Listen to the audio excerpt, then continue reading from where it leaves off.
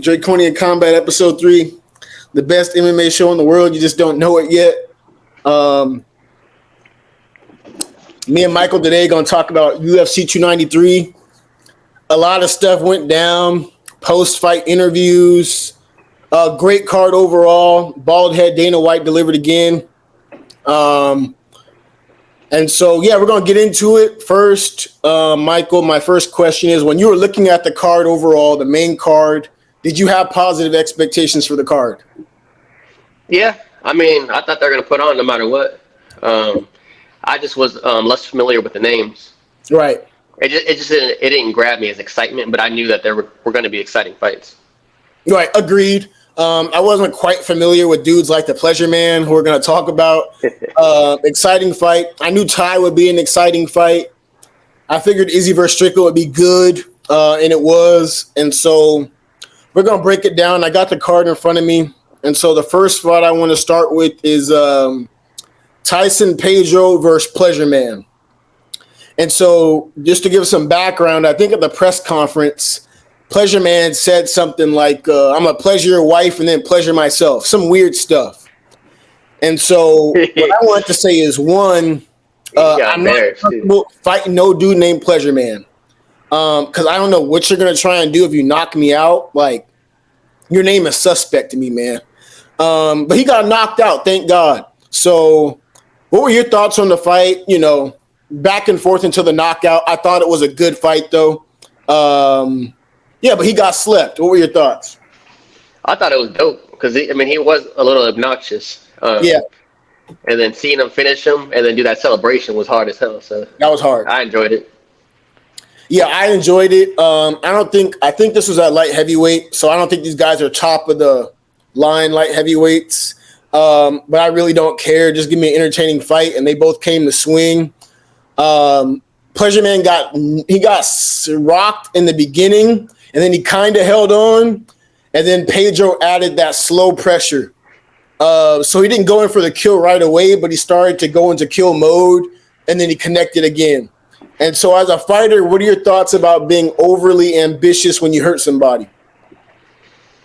I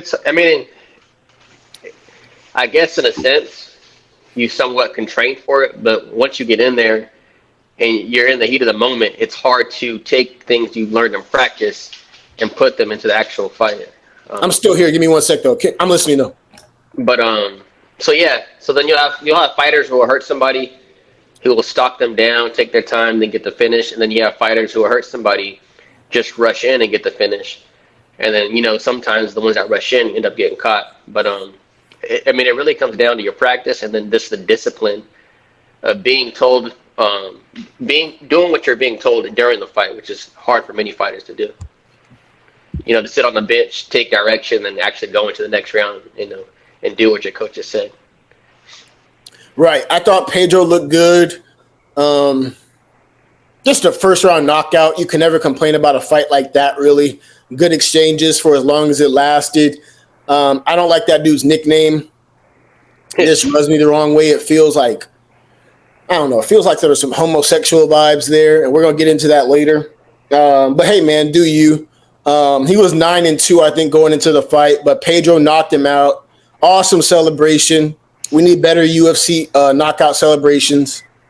Dudes can do what they want, but it felt like he had that prepared. That was just real hard, I think when you're going to a fight, you have to liken it to like a samurai. And so he did that celebration. I thought it was really cool. I think he's been training at CKB with Izzy. Okay. So I think he said he's still trying to learn the system. And so, what's the CKB system? I don't know. But I thought it was an entertaining fight. And, what I wanted to make a habit of doing is like fight ratings, right? Like, what would you rate the fight? And so hypothetically, some of the greatest fights of all time might be Izzy versus Gastelum. If we're doing on a 1 to 5 scale, you would say that's probably, in my opinion, one of the best fights of all time, right? Not every fight can do that, but you can still have a great fight that ends briefly. And so I think a good fight's a 3, and I think like a great fight's a 4. And so in my mind, if there's a first round knockout, that's a great fight to me. The UFC did what they're supposed to do. So I give it a 4. What would you give it? Shit, I guess a 5 with that celebration. That Right. shit was hard, and in his own country too. So Mm-hmm. I thought that shit was hard. Plus, I mean, I think everyone kind of wanted him to knock him out too. So for him to Right. get it done, just put icing on, on the cake. Yeah, I think CKB had like 6 fighters there, um, like their own camp on that card. So it was like a Sydney, Australia card. But I enjoyed it. And then I think the next fight we had was what's this dude's name? Hold on, let me look this up. It was another good fight. I just forget the guy's name. Chubbier dude. Justin Taffa versus Austin Lane. I don't know if I missed that one. I may have not been paying attention for that one. Okay, I'll give a brief overview. Justin Taffa, I think they fought before. And so there was an eye poke in the fight. And then long story short, Justin Taffa caught him with maybe a left hook, dropped him, grounded, pounded him. That was it. But it was similar to the first fight, a great fight. I think a New Zealand representative can't be disappointed. I'd give it a 4. Yeah, just another great fight. It just provided. I saw some of the prelims. I saw some good fights during the prelims, but I do want to focus on the main card because I know we may not have both watched like all 12 fights. But it was another good fight. And then what I think the 125ers. Yeah, you said the 125ers? Yeah, the black dude and the Yeah, that's the next fight. So we're gonna get into that. And first, before we get into that, we'll talk about Manel Kape versus Felipe Dos Santos. That was the fight. And so Felipe Dos Santos was 7-0. I think he was a Dana White Contender Series potential guy. 23 years old. Manel Kape, 29, 18-6. More proven in the UFC, got more experience. But I think you saw that fight. I saw that fight. It was a good fight. Yeah, it was definitely entertaining. It was entertaining. Back and forth. They were throwing back bombs, and forth. both dropping each other. Yeah, I don't know if Felipe dropped Manel, but I know he may have hurt him. Yeah, I believe you're right. But Felipe, he's 23, he's 7-0. This is his debut. Like, dude, you really can't ask of much more. He showed a lot of heart because he was getting tagged, but he also showed a lot of willingness to exchange. So what were your thoughts on that fight? Shit, I thought that shit was hella entertaining. Yeah. They move fast as fuck because they're 125ers. Right. And then for their size, they're throwing bombs. And it was going back and forth pretty much the entire fight. You know, one moment, one fighter might be getting the dude, and then it flips just like that. So it was definitely entertaining. That one, I give a solid 5 out of 5, at least for entertainment leading up to Tai Tuivasa fight. I mean, I was hoping he did better, but that should have been probably the co-main event with the excitement that was in that fight, in my opinion. Yeah, I can't rate it a 5, but I'll give it a 4. I thought it was a great fight. You really can't ask of much more from it as an MMA fan. I think there was an experience gap, though. Like, Manel Kape was just a little bit sharper in the exchanges. They were both delivering, but Manel Kape was just a little bit better and, like, tagging him. But Felipe definitely showed me he can fight. He did a lot of these jumping teep kicks, and I think they said he trains with Charles. And we know Charles does those jumping teep kicks, and he has that dyed hair, so maybe they're, like, conditioning my mind to think he's Charles. But I was impressed with Felipe. I don't want him getting cut just because he lost a fight. But Manel Kape showed there are levels. And so my question to you is, do you think somebody who's been in the UFC for 6 years or 5 years versus somebody who's in their first fight, do you think that experience gap is shown in general? Like, is there a mental advantage because you just know things?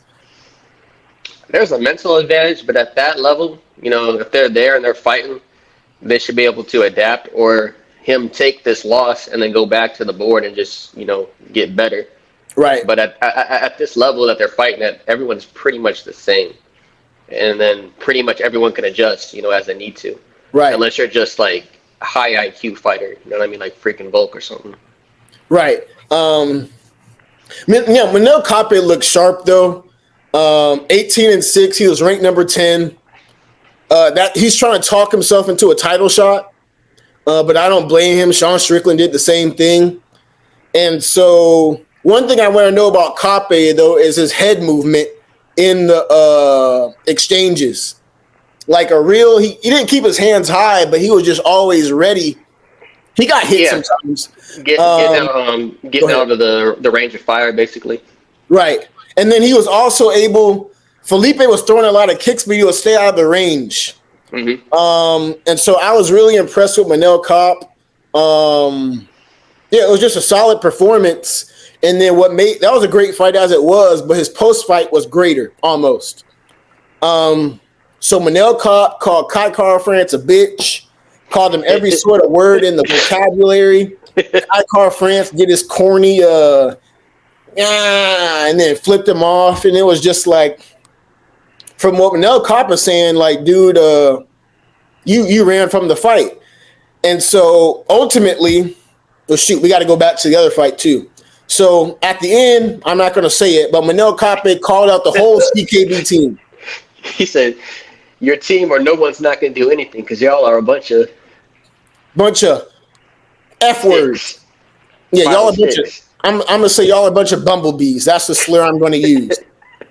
And I talked to my mom about it this morning because I was telling her, she's like, oh, your boy Adesanya lost last night. And I said, yeah, I watched the fight. And I said, there were a lot of slurs going around last night. And I told my mom, I was like, you know what? I really don't have a problem with fighters saying these things. I don't. They're fighters, dude.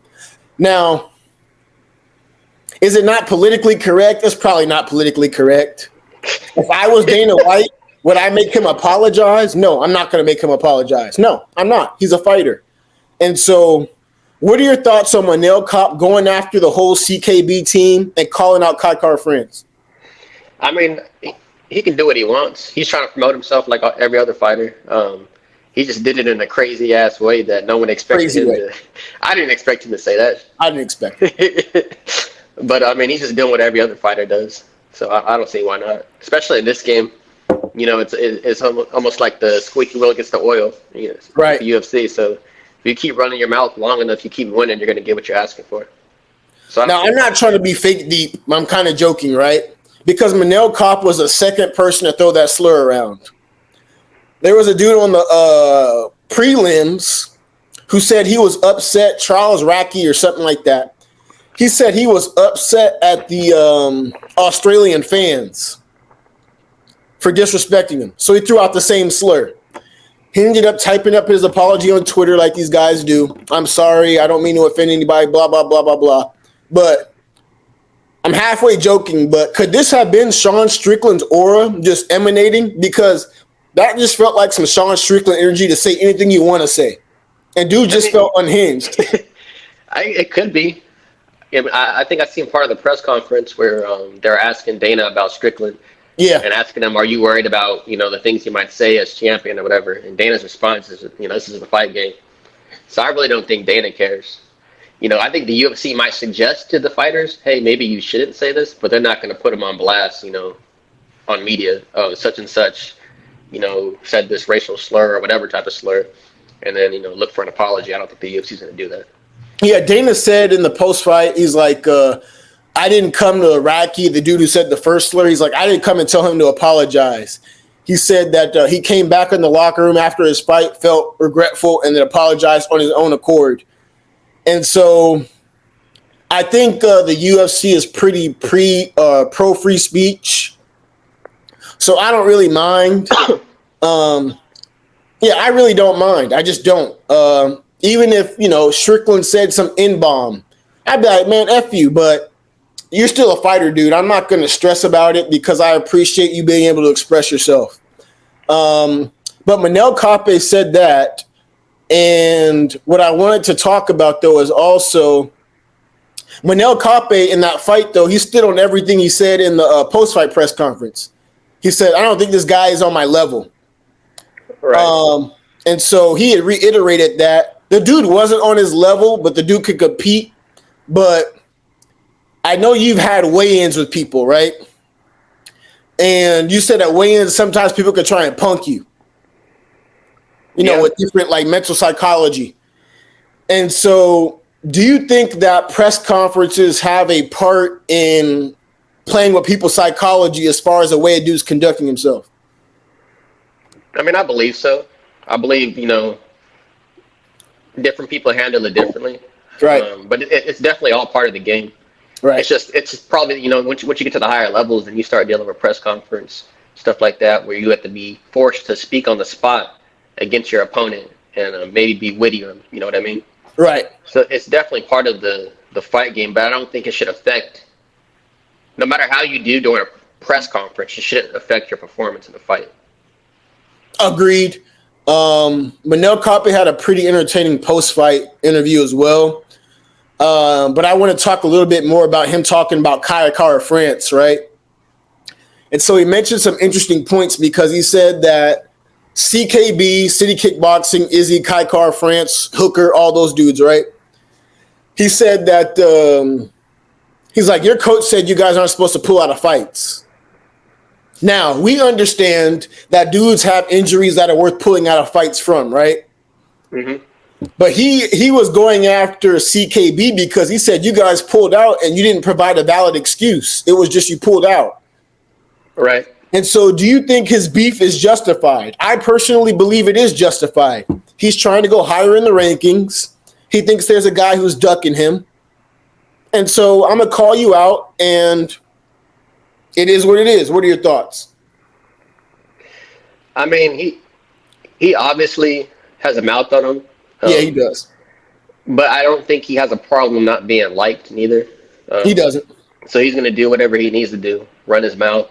I don't see a problem with it as long as you're winning. If you're backing it up, you keep winning, you're going to get what you're asking for. A lot faster, than other fighters. But sometimes you got to run your mouth. So I don't see nothing wrong with it. You have to. Colby Covington ran his mouth. He became a character. So I think he's gotten outside of himself, but he had to make his money, so I don't hate on it. Think about Habib. If Habib was running his mouth, he probably would have hit stardom a lot sooner. Right. You know what I mean? But he let Conor take the run. So yeah, exactly. Whoever's going to be the most loud, basically, as long as you can win. Exactly. But I appreciate Manel Kape. And another interesting thing he said, if you don't accept the fight with me, I'm going to show up to your gym and spar you. What do you think about that? I mean, I wouldn't do it. I mean, I guess if I did, I don't know, man. As long as you come the right way, but there feel like there's too much hostility with that situation for that to even work out correctly. Yeah, it ain't gonna work out. They might jump him. Right. But I mean, people do it though. As long as you, all right, we're gonna get here, we're gonna spar like men. For these next few rounds, we're gonna go hard as hell. Right. And after that, we chop it up, it's done. But with the hostility that he has with that dude, I don't see it working out like that. Yeah, I wouldn't show up. He was talking, though, like, I guess none of CKB attacked him backstage. Not that they could, though. I ain't going to say CKB are weak for not attacking him. You have your own UFC fight, right? But he was talking like CKB were a bunch of punks, man. He was really talking like that. Like, he's like, Izzy's a punk, Kai's a punk, Earlberg's a punk. All these dudes are freaking punks. And bear in mind, though, we're going to get to that Strickland fight. But I think Strickland's coach is Eric Nixick, who's training Francis. But I also think he trains Manel Kape. I could be wrong. But I'm starting to develop more respect for Eric Nixick, and we'll get into it later with Strong Strickland's game plan. But as far as these coaches, right, I don't think Eric Nixick's ever been in a fight. But obviously he knows what he's talking about, right? And so my question to you is, how much does because I know your dad's in your corner, how much does a good coach help you develop your own ability? I mean, it helps a lot because a good coach is going to build that relationship with you.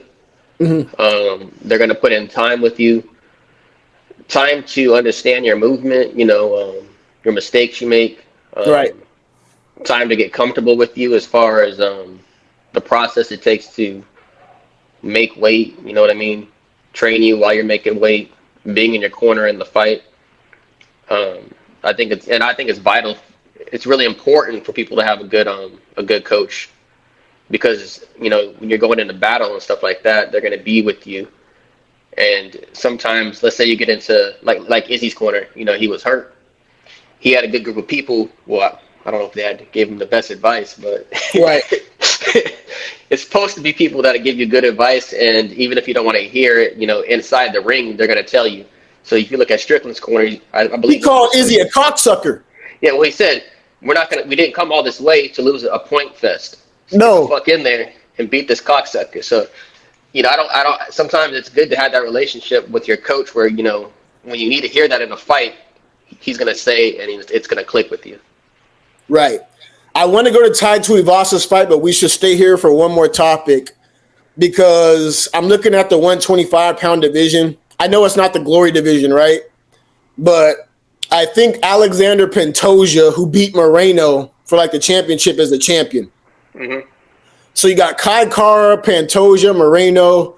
There's probably another 3 or 4 guys, but they just don't come to mind. So the next person in my mind is Manel Kape, because he's been talking his trash. So he's been promoting himself. That's who comes to mind. Right. And so how do you think Manel fares against Kai Kara, Pantoja, Moreno? Me personally, I think he can compete with all of them. I think he already fought Pantoja, who's the champion. But at 125, I feel like there's the skill gap isn't as wide at the top. It's more a margins game. You could just be a little bit better. And so what are your thoughts on Manel Kape going for Kai Kara and eventually his title shot? I don't know. I hope he does it. I don't know what else to say. Do you think he can compete with those guys? I think he can. But I think, like you said, he definitely made a name for himself for the 125 division. Right. Because I don't think most people are even familiar with that division.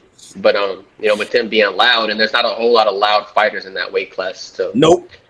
I do think one more fight, and then he possibly can have a title shot if he keeps winning. Agreed. I think that's what he's trying to pivot himself for.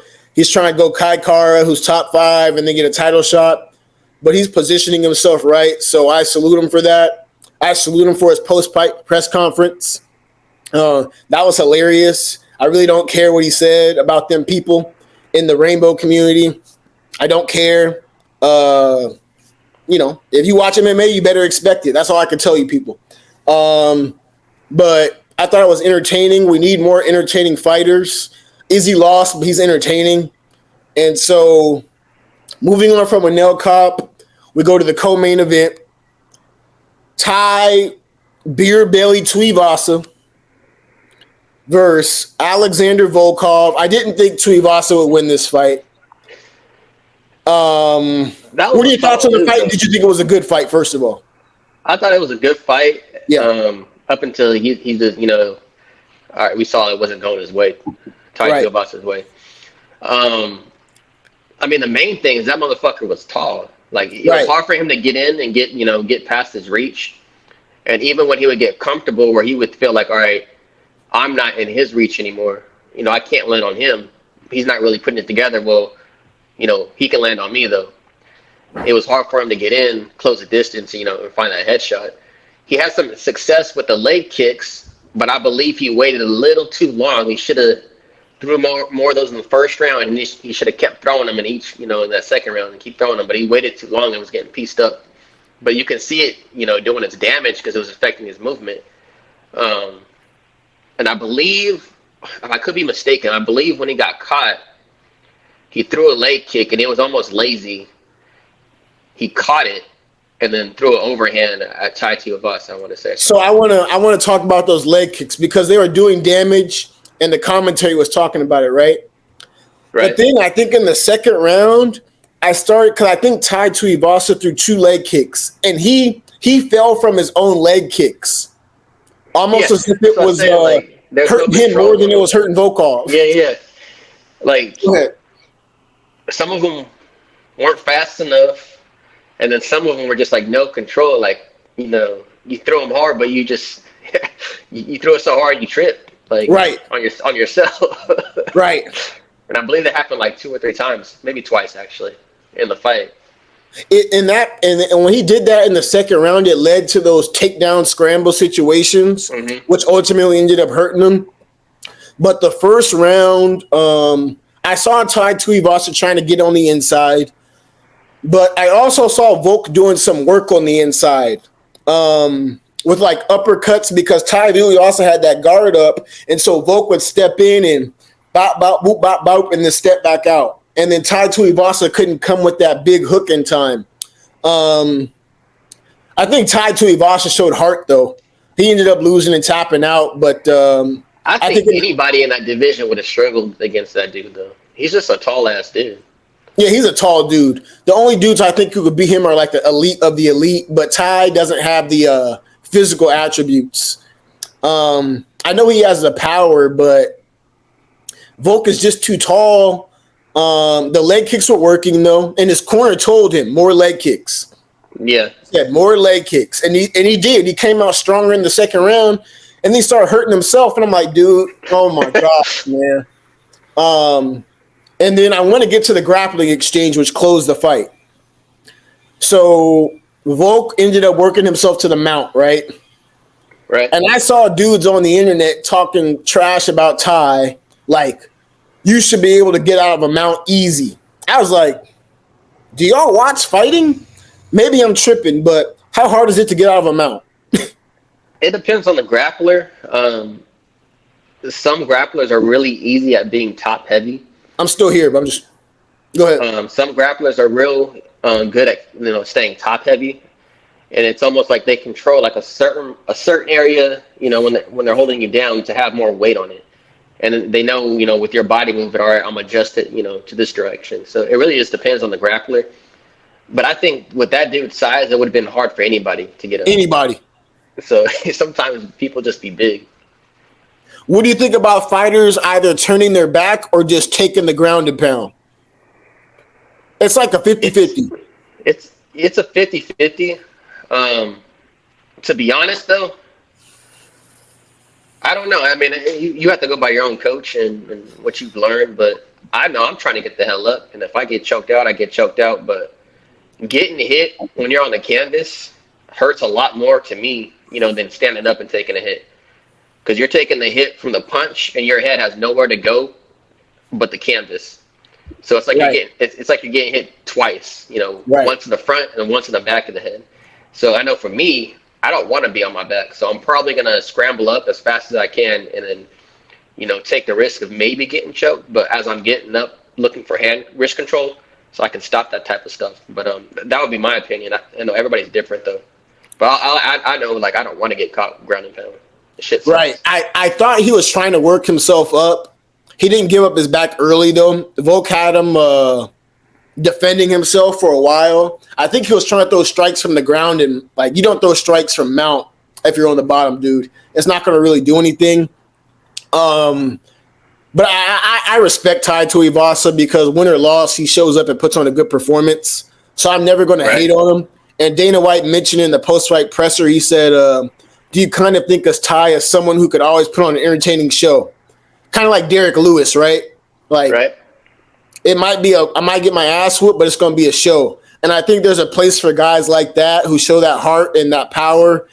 And so, but my issue was I saw dudes trying to crucify Tai for his BJJ, right? I'm like, dudes have different skill sets, man. Not everyone's going to be Charles Oliveira on the ground, especially not Tai Tuivasa. So he held his own, but maybe he could have done better as far as wrist control and different things like that. But I've never been on the bottom of a mount, so I don't know what's going through guys' psychology. But I know in my mind, you should try and get up as soon as possible. But Volkov 6'7", in my mind, it's just move him off. But dude, it's not that easy. Go ahead, dude. No, I'm just saying that was a big dude. Right. And to be honest, anybody who had anything bad to say, they probably don't even do, the sport themselves. So they don't do nothing. They're still on the couch. So they talking trash about Tai. I don't like it. I'm happy for Volkov. I don't have any issues with Volkov. He seems like a pretty respectable dude. He's put on some good fights. He has some really good physical attributes, but he can't beat like a Cyril Gane. Still Nah, getting because outplayed. especially with them leg kicks, because if it would have been especially 2 more rounds in that, and he Yeah. was getting peppered by leg kicks by somebody in the top five, it would have been a different match. Yeah, it's a whole different Uh, fight. I Especially, believe, go ahead. I believe though he is a danger to the division because of his size, but if he knows how to use it properly, he'll go far. But as of right now, seeing what I saw against Tai Tuivasa, somebody in that top five would have pieced him up He a lot doesn't really faster. use all of the size to his advantage. It's not like he's out there Yeah, jabbing you. Like he doesn't. He comes on the inside. He gets. right. That's just my opinions on. But he's not a scrub. I don't think Ty's a scrub. Um, but he got, I guess, the Ezekiel choke. And the I still don't know UFC what the said hell to that bring is. Go And then ahead. they showed. I still don't know what that is. They showed it on. They showed it on the replay, and I still couldn't see what the hell he was holding. So I gotta look it up on YouTube or something.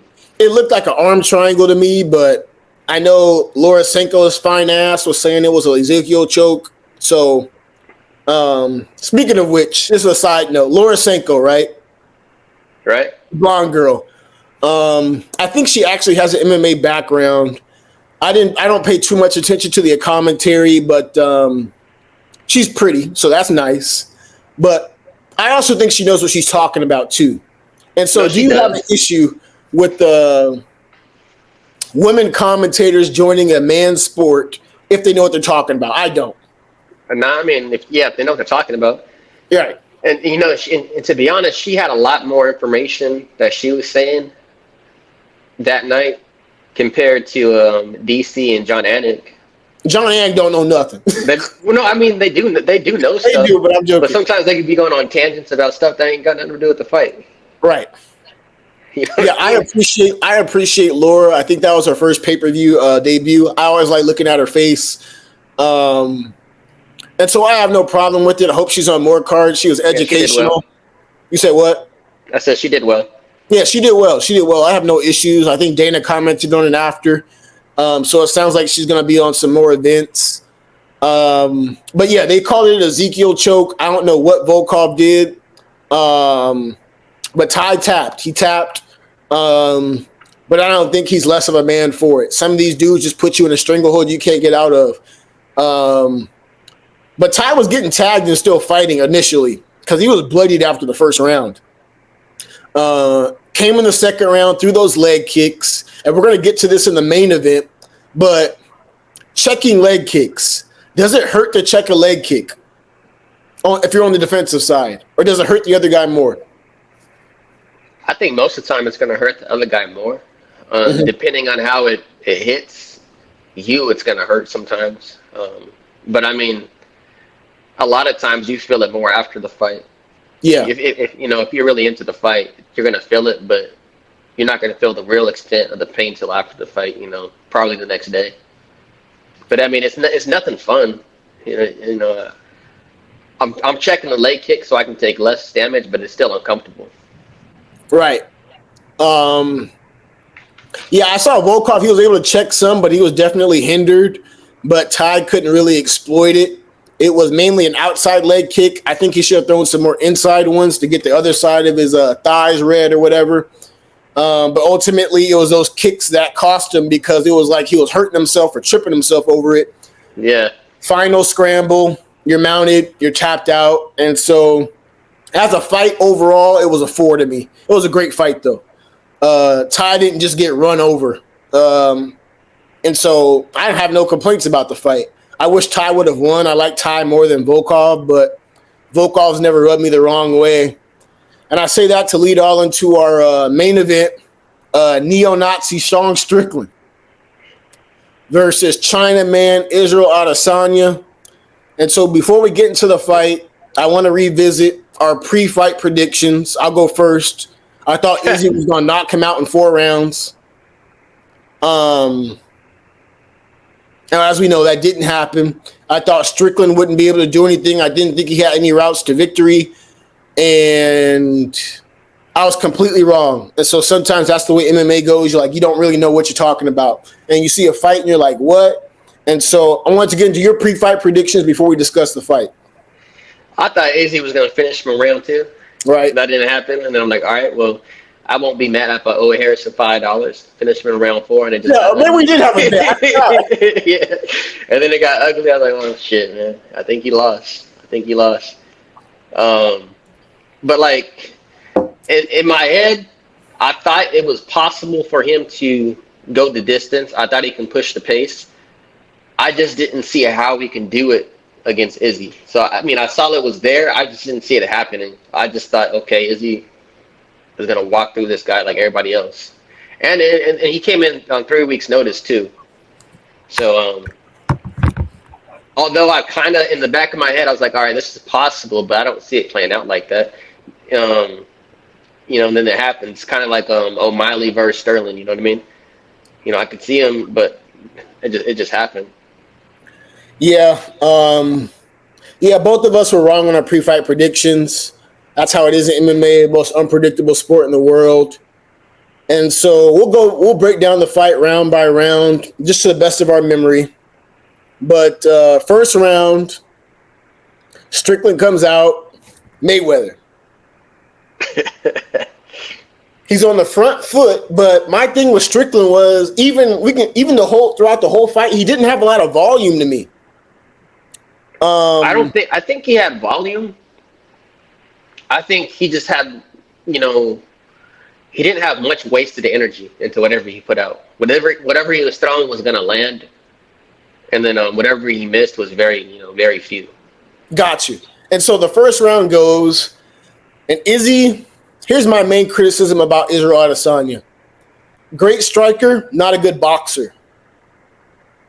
He can kick you and outpoint you with kicks, but when it comes to really exchanging, he's not that dude. And so I was looking at the first round. I was like, Izzy's more active. Strickland's coming in. He's the aggressor, but he's not really throwing. And so I said, all right, Izzy's going to ring round one. And then, boot, bang. He caught him with the right cross. Izzy gets dropped. His recovery was amazing. He recovered on time, but that's still the round for Strickland. Go ahead. I thought he was about to get finished for a second. Mm-hmm. Then you heard Strickland, I was like, damn, he's whooping his ass right now. But I was not expecting that shit in the first round. It blew my mind. And if you look at because you talk about him not throwing much, and Izzy having problems with fighters as far as with him being the aggressor. And right. what we saw, I think I'm trying to skip ahead, but I think what we saw throughout the fight was Strickland keeping a distance and never overcommitting to coming forward. So, Izzy's a counter striker, and Izzy was never able to get off of him because Strickland was always staying in distance, his distance. Even when he would throw a punch, nothing was him leaping in. You know what I mean? Right. He was throwing a straight and reaching as far as with his shoulder as he could and coming back with it. So he was very careful about him coming forward, overcommitting to certain shots and getting caught by one of Izzy's counters. And I think what frustrated Izzy is he can never get off because he can never get Strickland to chase after him, which is how I kind of thought. I thought the fight would have been more like, but he didn't do that. He fought a very smart fight. I thought he was going to come in to be the aggressor, but he didn't chase as much. And right. What we're eventually going to get to in discussing this fight are Strickland's is his defense. The leg kicks he defended well, and Izzy strikes he defended well. It was pretty much flawless. So we'll get into that. But round two, to my memory, I gave Izzy that round. Because I think Izzy may have been more the aggressor that round, the way he should have been fighting. I could be mistaken.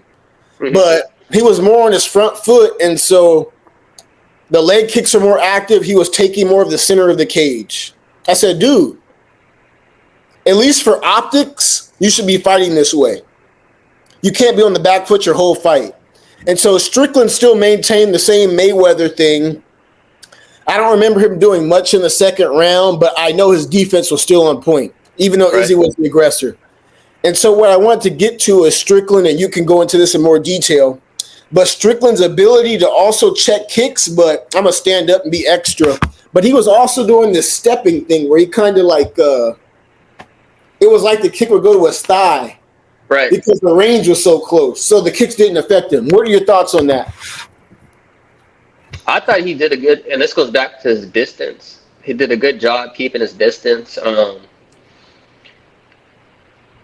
we talked about before the fight, Izzy attacking him with those leg kicks because he's a Right, we did. boxer, and Izzy was never really, got the chance to land anything, nothing crucial. And to show you how good he was with his distance, Strickland, is Izzy would throw a kick, Strickland would move his leg 1 or 2 inches back, and Izzy would miss. So it shows you his IQ with him being comfortable in the ring and really knowing his distance no matter who he's fighting. Because that's like really high IQ to be able to do that, especially against Izzy. And we talked about Izzy getting off on his leg kicks on this dude, and then you see Izzy throw leg kicks in the fight.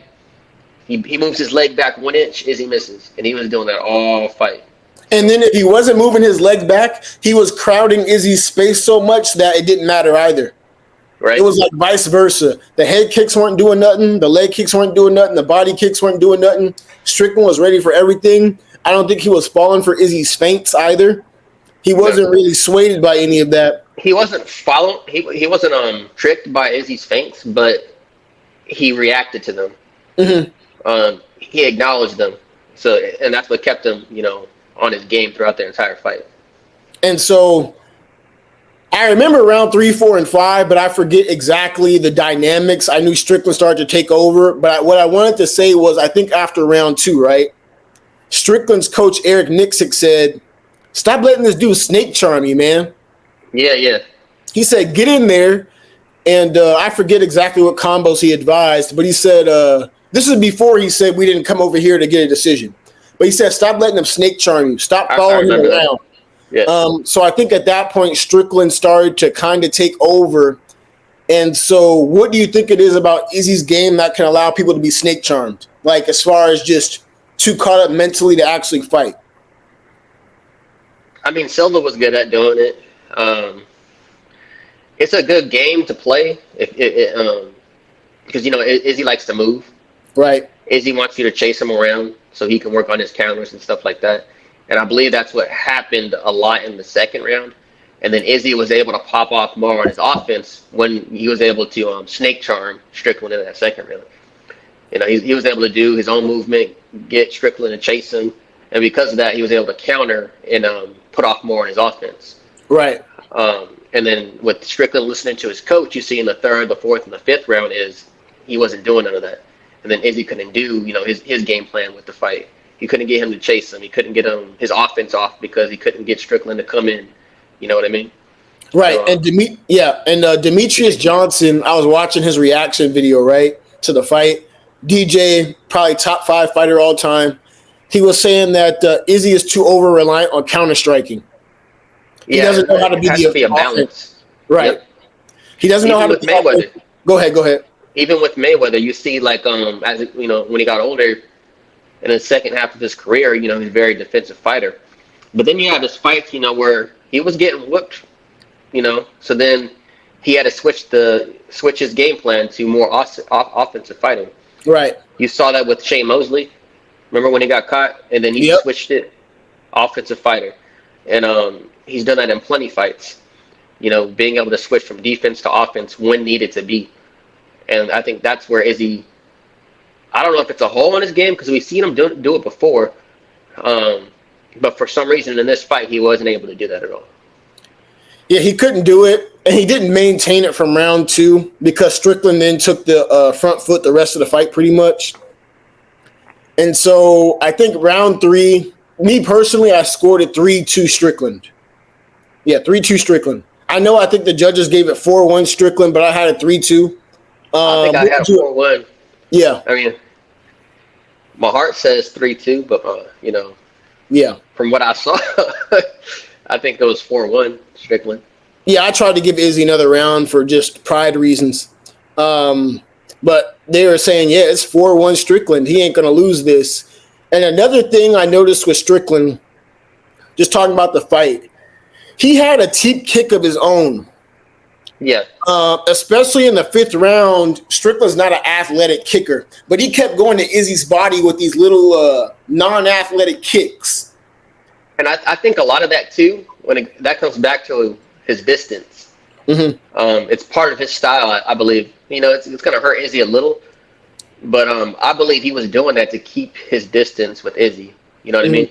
I can't reach you with my fist right now, but let me see if I can reach you with my foot. And then it's back to him, fighting, keeping his distance, 1-2. But Right. I think that was just part of his game plan and just how he fights. But it's all distance related. Yeah, I think Strickland eventually started to connect with his jab a bit more. And then Izzy not being a great boxer, it's just kicks. And then your kicks aren't landing. So can I really count your kicks? And then I'm starting to look at Strickland's kicks and like they aren't powerful, but they're landing. It's looking ugly for you, dog. Yeah. Um, and then let's go to Sean Nixick's commentary. He said, "We're not coming over here to win a decision. You could beat this cocksucker." What are your thoughts on having a corner like that? I mean, that's what you need. Because, I mean, if he doesn't have people like that in his corner, um, who knows? He could have let Izzy charm him for one more round. Right. And all it takes is one round. Now it's a swing round, you know what I mean? So right. I believe, it's important to have people like that in your corner. Yeah, I think Nixick's a good coach. He said the right things to Strickland. I still felt like Strickland could have been more active, but I guess it worked out for him because I think he still won. But I just felt like he could have been more active, but he was chasing Izzy. And so Nixick was saying cut off the cage because Izzy's just so evasive. But if we go to the 5th round, right? And this is an interesting round because I've been hearing people say that this was the round Strickland broke Izzy, right? They were saying that Izzy didn't show the same energy in the 5th round as he did against Gastelum, where he was I'm ready to die. Strickland started taunting Izzy, and Izzy was like, I was like, what the hell is going on? He didn't do all that. He wasn't scary, but I get what you mean, though. It didn't seem like he was shield Izzy. And so my question to you is, did Strickland break Izzy? I'm on the fence about that. I don't know if he broke Izzy, but he shell shocked him, maybe. I guess in a way, I think Izzy just couldn't figure out the puzzle. Mm-hmm. And the puzzle was Izzy just being more aggressive, and he couldn't. Either he was afraid to get too aggressive, or in the fight he just couldn't figure it out in that moment because he's never been. He's always been able to figure it out in the end. And in this fight, it just went on for every round. So it could maybe a little bit. I don't know. Yeah, I don't know. I didn't see Izzy quit or anything like that, but it was like he was recognizing Sean might be the better man tonight. Yeah, I don't think he quit, but I think in his fighting towards the end of the round was him accepting that he lost. Yeah. And even after the bell rang in that 5th round, he kind of nods, yeah, I lost. Right. And I think people wanted him to have that mentality to like go out and just get knocked out. I would have preferred that, but Strickland just had his number. And Eugene Behrman said after the fight that he and Izzy couldn't get on the same game plan. He said that there was like confusion between the communication of what Izzy was supposed to do and what Izzy actually did. Because after the fight, I tweeted, I was like, what was Eugene Behrman's game plan for Izzy? Like, what were you guys supposed to do? And he was saying that Izzy really there was no cohesion between the corner and him. So I was like, was this Izzy's real game plan, or did that first punch in the round just make him say, like, abort mission? But if we go to the 5th round, Strickland won. But what do you think about him taunting Izzy at the end? That hurt my soul. Why not? I mean, why not? No one expected you to win. You took it on 3 weeks' notice. You went to Australia. It's the last 30 seconds, and you realize, I'm about to take this dude's strap. So why not? It's only going to happen once, that feeling. So why not? Yeah, why not? I don't have any issue with it. And Izzy would have been 10 times more crazier, you know what I mean? With the stuff she's done. So it's just part of the game, too. So why not? Yeah, I agree. If Izzy won, you can't deny he would have been talking so much shit. Oh, he would have been talking for days. Right. And so This guy's not shit, stuff like that. So my back. I have no issue with Strickland's taunting. But one thing I want to say about Strickland's taunting is I think it was good for optics. Like judges' optics. Like there's one guy who's saying, bring the fight to me, and he was. And then there's the other guy kind of just on his back foot. And so before that round, Nixick had mentioned optics. He said at the 92nd point, I'm going to tell you to start mixing in some grappling. Now, Strickland's dumbass didn't do it. He didn't mix in any grappling. But Nixick mentioned the importance of optics in a fight, like, hey, initiate a grappling exchange, right? And so him taunting wasn't necessarily that, but it was kind of like, I'm the better man, the judge is going to know, and you're still going to be on your back foot. And Izzy was starting to swell up, too. Yeah. I don't even know if Strickland had he couldn't have had more than 20 punches landed on his face, man. He was clean. I was like, what? Yeah. Yeah, it was definitely not what I expected. Yeah, Strickland ended up winning. He's crowned 49-46 unanimous decision on multiple cards. And so now we have to ask, what's next? Dana said he's cool with the rematch, right? I don't really want to see one right now. I don't, personally. I want some new stuff in the middleweight division. I'm not hating on Izzy, but let's mix it up, right? And so, my opinion, Strickland's the champion. Duplessis pussied out of the Izzy fight, which he could have won maybe, but I don't think he would have beat Izzy. I don't think he has the style. Maybe he does, but I don't think he would have beat Izzy. But my point being that I think DDP would fight Strickland. Yeah, I think he will. And I think the UFC might be going towards that direction. That's just what I think. And then I think we have Paulo versus Khamzat. And I want to get into that fight before we close. But what's the next most but I'm not going to neglect Jared Cannonier, man. I'm sorry, man. People just throwing his name out the window. He did make weight. Yeah. He made weight. He beat Strickland. Strickland keeps saying that he got robbed. I was like, no, dude. Cannonier beat you. But y'all just try to throw him to the side like he didn't do nothing or like he ain't legit. So I want to keep him in the picture. But Dana White's perspective is probably going to be DDP before Cannonier. And so what do you think about the middleweight division next? What do you think's next for Strickland? What do you think's next for Izzy? I think I heard Dana White say that he wants the rematch. I heard that, yeah. Here's my thing, though. If they do a rematch, they need to give Izzy some time because Izzy's been really active.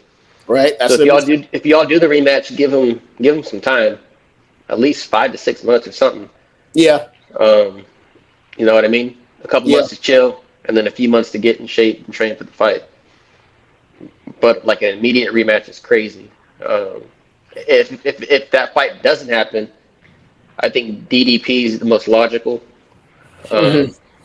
But then you have you have Cannonier. So then I don't know who the hell he will fight because he did make weight. He did beat Strickland before. I thought he made weight.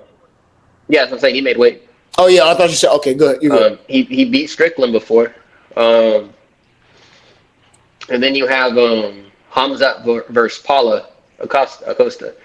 And then you have Khamzat, who could potentially fight for the belt after that fight. So I mean, I think it's whatever the UFC decides and what makes sense. What's the excitement fight?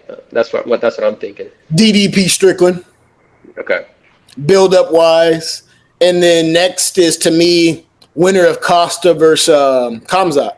You see the problem with that though? I see if Izzy doesn't get this rematch, Strickland fights DDP. Yeah. And then let's say Khamzat beats Costa, how the hell you say his name. I can see the UFC pairing Khamzat with Izzy, and the winner of that fight gets the title fight. That's why I see Izzy getting screwed if he doesn't take the rematch, and they end up giving him Khamzat or something stupid like that. And I agree with what you're saying. My part is I'm frustrated because Cannonier's getting left out. I did leave him out. Huh? And yeah, you left him out, but I just know the psychology of the UFC. And I know that's how they're going to probably maneuver it. But Cannonier is just as deserving as Strickland. He is. But knowing the UFC, they're looking to make DDP next. Khamzat versus Costa. I want to talk about that fight because I've been #1 Khamzat supporter. I believe the hype train. But when he fought Gilbert Burns, it definitely showed some holes, man. It showed some holes, but you got to remember, too, that was a top 3 dude. And regardless of how we thought he was going to dominate, he still did good. Exactly. We got to think about it like that. He's not a god. Like, we try to put him up there. Like I tried to make him the next greatest MMA fighter. He still can be. But I think Gilbert showed him that you have to fight smarter. Like, you can't just jump into my guard and think it's going to be sweet. Like, I'm going to throw up an armbar, dude. And then Khamzat, as much as I like his grappling in that fight, it showed me he can be outstruck. Right. And so Gilbert was fine on the feet. And so I'm not thinking about the Costa fight, right? And I'm thinking Costa doesn't have bad takedown defense. He fought Luke Rockhold last. He didn't look good, but I think he's going to be on a secret juice for this next fight against Khamzat. And so I'm like, Khamzat, if you can't take Costa down, what are you going to do, bro? What are you going to do? Yeah, because, I don't see him outstriking him. He ain't. And if it's a 3-round or a 5-round fight? 3. Oh, shoot. That favors Khamzat. Yeah, if it's a 5-round fight, I can see Khamzat pulling it off. But 3 rounds, I don't know. I think it's going to be an entertaining fight no matter what. It's definitely going to be one of his tougher challenges, I believe. A step up above Gilbert Burns. I'm not too sure how it's going to go, though. I just want a good fight. Me personally, I know Costa has better takedown defense, but I think Khamzat gets him done under 2, man. Yep.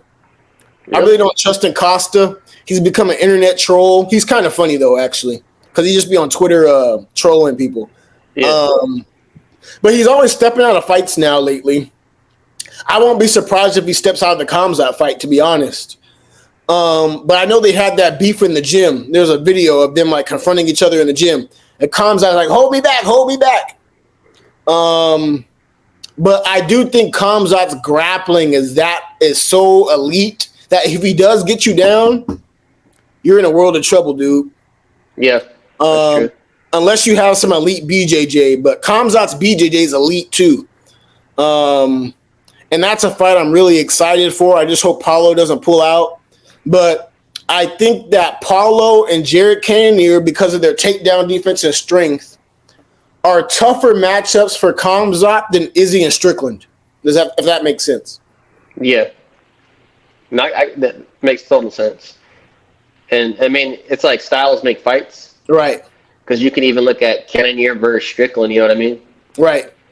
And Cannonier's a better boxer than Izzy, but he lost to Izzy, right, in a kickboxing match, in a sense. But he has better hands. It's really just styles make fights, to be honest. Certain styles just collide different. Agreed. And so as it concerns the middleweight picture, I want to see Cannonier up there. I want to see DDP up there. I don't really care about all that other stuff he's in. I want entertaining fights. I want to see Khamzat Paulo winner. I don't know if there are any other too many middleweights who are lurking up there. They have Whitaker, but you just got knocked out by DDP. So you're kind of on the outside looking in, but you're not far. So middleweight's still interesting. And I'm going to add this one more topic on before we close, and that's the welterweight division. And so I believe we're supposed to get Colby Covington versus Leon Edwards. Mm-hmm. They've been talking about the negotiations. I don't know what's happening. I think that's next, right? But I really don't want to focus on them, and I want to bring up who I think is the next big thing in welterweight. I think you see some of his fights. Shavkat Rakhmonov. Yeah, I can't say his name, but that dude.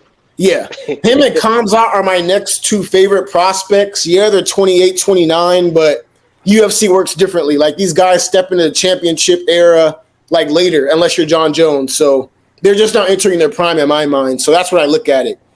Right. And so my first question, do you think Leon beats Colby? I think that's 50-50.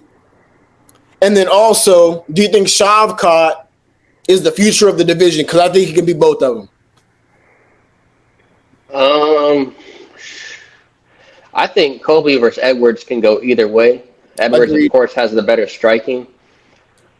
Where I can see Colby doing good is, his grappling, his Right. grappling-based striking, but also the pace that Colby puts on. Right. So once you get into those fourth, fifth rounds, how will Edwards do against him? To be honest, I think he can go either way. And if you look at I can't even say that because he came back and whooped Usman. So there's no telling how much better Edwards has gotten. There's no telling. So he might finish Colby, or it could be just a long,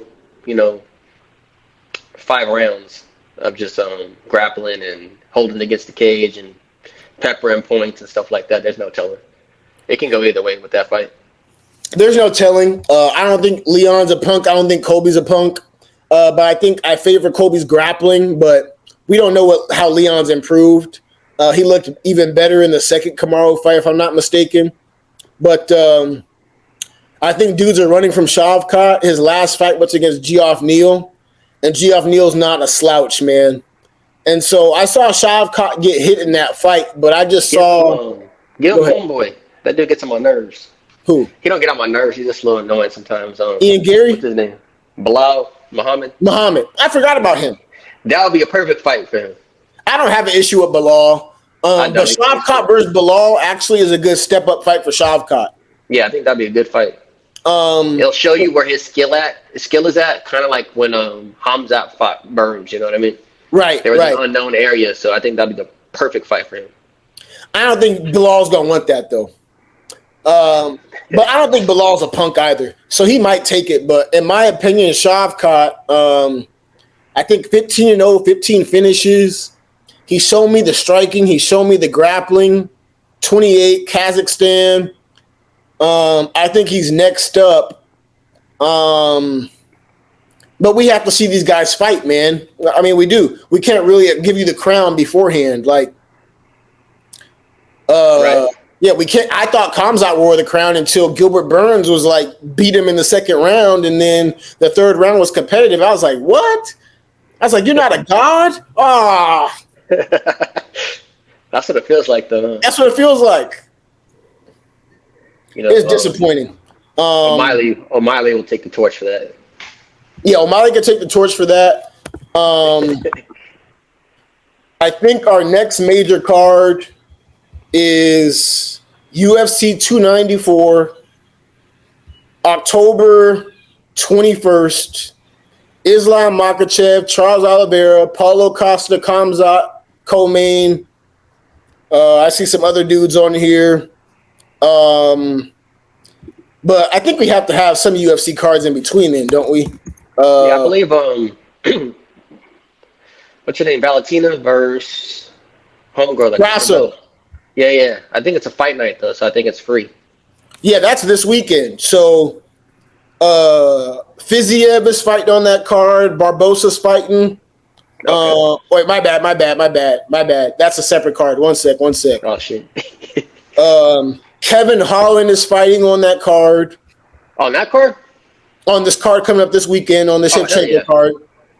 For sure. Raul Rosas Jr., the dude who's like 17. Yeah, I know what you're talking about. He's fighting. That's for free? This is a free card, but all my cards are free because I'm a stream them. I pay for everything. Don't arrest me.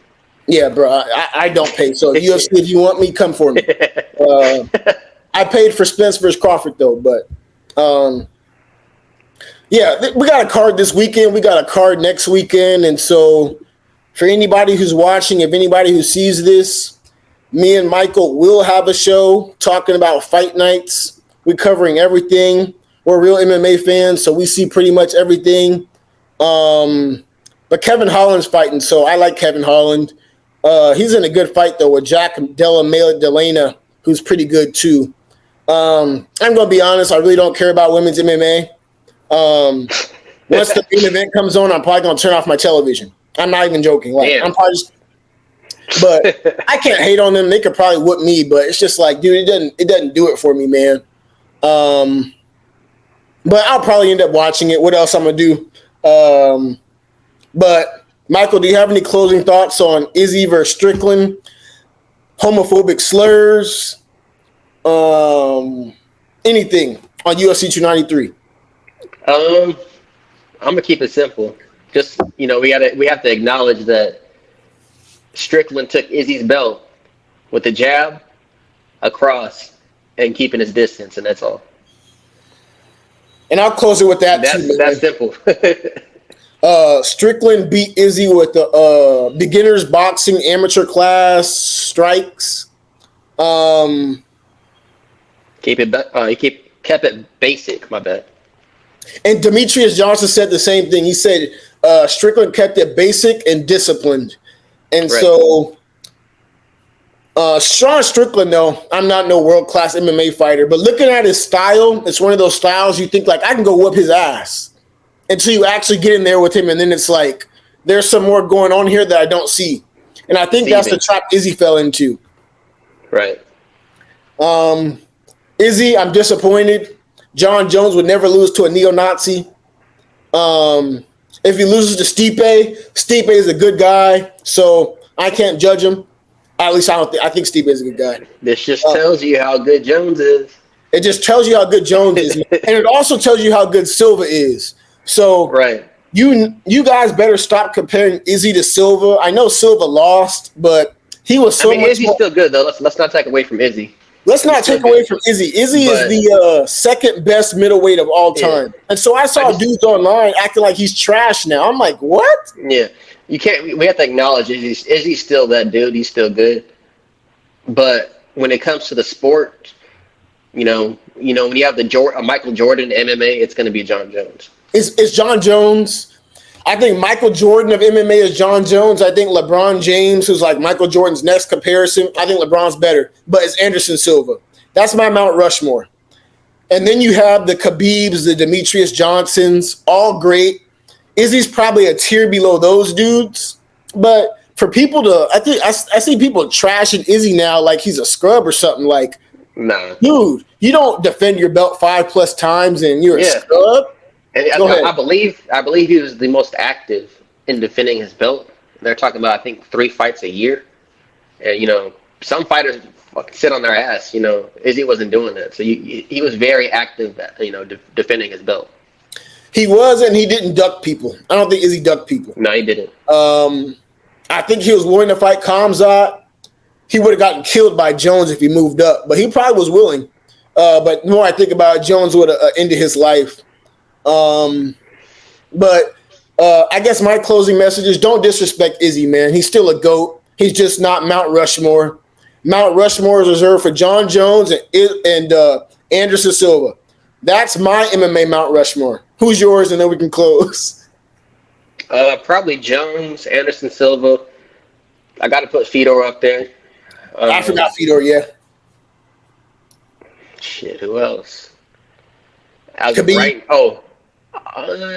Aldo, just Volkanovski, just throwing names out there. I think Mighty Mouse has to go up there. He has to, yeah. I mean, he could come back to UFC and get the belt. Like he's just he could. Even fighting in one, like that competition is way better, more on his level.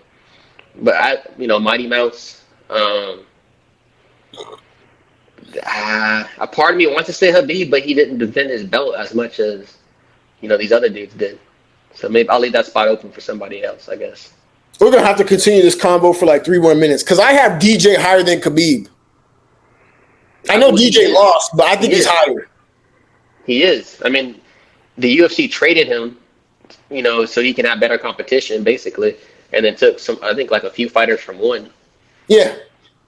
But and his fight IQ, the way he's able to think super fast, like nanoseconds, if that's even, you know what I mean? Right. This fool is hella quick, and he has power. He's dropping people. You know what I mean? So, he's definitely up there. Khabib, I want to say Khabib, but he didn't defend his belt enough for me to say that. I have Habib probably top 5, top 6. I still think he's one of the greatest. I think he should have stayed. I still think he should have stayed longer, but he said his mom was kind of like pressuring him to retire. But I respect Habib. I respect him beating up Conor McGregor's ass. And that's the interesting part, right? Because we have guys like Conor McGregor who aren't necessarily the best fighter of all time. But as far as impact goes, you could arguably say Conor McGregor's top 2. If not top 1. That's a whole different. That's a whole other combo, right? Because you could throw Ronda Rousey in there too. You could throw Ronda in there, exactly. Ninja said Ronda could beat Floyd Mayweather. I was like, are you guys? Yeah.